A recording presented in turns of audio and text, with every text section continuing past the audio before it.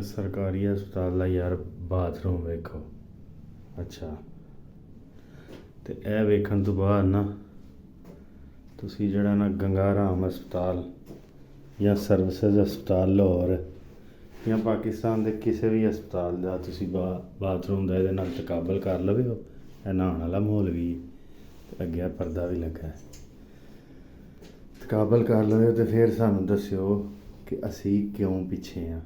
ਮਤਲਬ ਪਾਕਿਸਤਾਨ ਦੇ ਜਿਹੜੇ ਨੇ ਨਾ ਹੁਕਮਰਾਨ, ਉਹ ਇੱਥੇ ਇਲਾਜ ਕਰਾਉਣ ਆਉਂਦੇ ਨੇ। ਪਾਕਿਸਤਾਨ 'ਚ ਹਸਪਤਾਲ ਨਹੀਂ ਇੰਝ ਦੇ ਬਣਾਉਂਦੇ ਕਿ ਉੱਥੇ ਇਲਾਜ ਹੋ ਜਾਏ, ਨਾ ਆਵਾਮ ਵਾਸਤੇ ਬਣਾਉਂਦੇ ਨੇ। ਇਹ ਸਰਕਾਰੀ ਹਸਪਤਾਲ ਇਹਨਾਂ ਨੇ ਸਾਡੇ ਕੋਲੋਂ ਇੰਸ਼ੋਰੈਂਸ ਦੇ ਪੈਸੇ ਲਏ ਨੇ।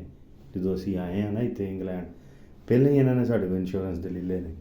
ਲੇਕਿਨ ਉਹਦੇ ਨਾਲ ਫਾਇਦਾ ਹੋਇਆ ਕਿ ਸਾਨੂੰ ਇਹਨਾਂ ਨੇ ਇਨਸਾਨਾ ਹਾਰ ਜਿਹੜਾ ਨਾ ਸਾਡੇ ਨਾਲ ਸਲੂਕ ਕੀਤਾ ਹੈ।